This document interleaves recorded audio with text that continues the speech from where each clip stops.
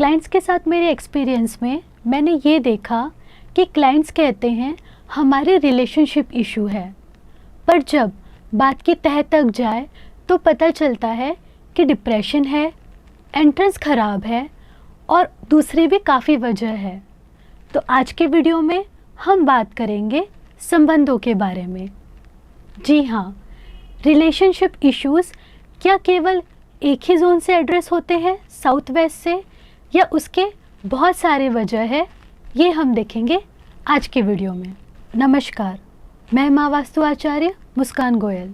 केतन जी की फैमिली से जब मैंने बात की तो उन्होंने बताया कि उनके रिलेशनशिप अच्छे नहीं हैं क्योंकि आपस में एक दूसरे से तालमेल नहीं है। जब मैंने उनसे डिटेल में बात की तो मैंने पूछा क्या ऐसा है क्या कि आपस में एक दूसरे के मैटर में सब इंटरफेयर करते हैं इसीलिए रिलेशनशिप ख़राब होते हैं। तो उन्होंने कहा हाँ, हम कह नहीं पाए, पर बात यही है कि एक दूसरे के मैटर में बहुत इंटरफेयर होता है इसीलिए रिलेशन ख़राब हो रहे हैं। मैंने देखा उनके घर में N7 की एंट्रेंस थी, जिसका यही एट्रीब्यूट होता है कि लोग एक दूसरे के मैटर में इंटरफेयर करते हैं। आगे चलकर जब उन्होंने अपनी और प्रॉब्लम्स बताई तो मैं ये समझ पाई कि west of south west zone में कुछ गड़बड़ है। जब मैं वहाँ गई तो पाया कि उस जोन में पूरी दीमक लगी हुई है, जो फर्नीचर था वो दीमक से भरा हुआ था। ये क्या था कि उनके आपस में डिप्रेशन था एक दूसरे के साथ, इसके कारण वो लोग घुल मिल नहीं पा रहे थे, नॉर्मल नहीं हो पा रहे थे। साउथ वेस्ट में डाइनिंग टेबल था। उनके साथ वार्तालाप में उन्होंने बताया कि जब हम खाना खाते हैं तो उस बीच में हमारे काफ़ी लड़ाइयाँ हो जाती है।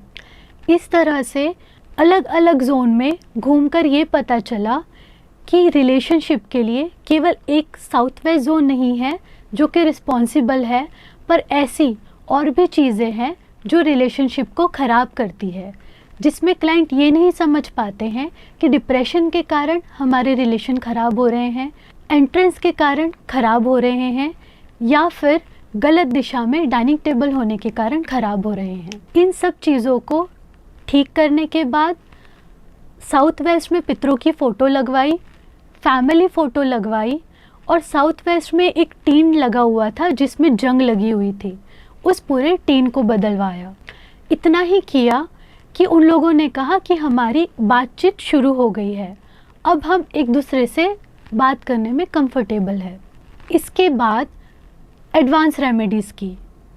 एडवांस रेमेडीज़ में उन देवता को जागृत किया जो परिवार को संगठित रखने के लिए जिम्मेदार है। केवल ये एक देवता को एक्टिवेट किया और उनके रिलेशनशिप इतने अच्छे हो गए कि वो आपस में घूमने जाते हैं, एक दूसरे के साथ कंफर्टेबल हैं, और वो कहते हैं कि आखिर खून ही है जो खून के काम आता है।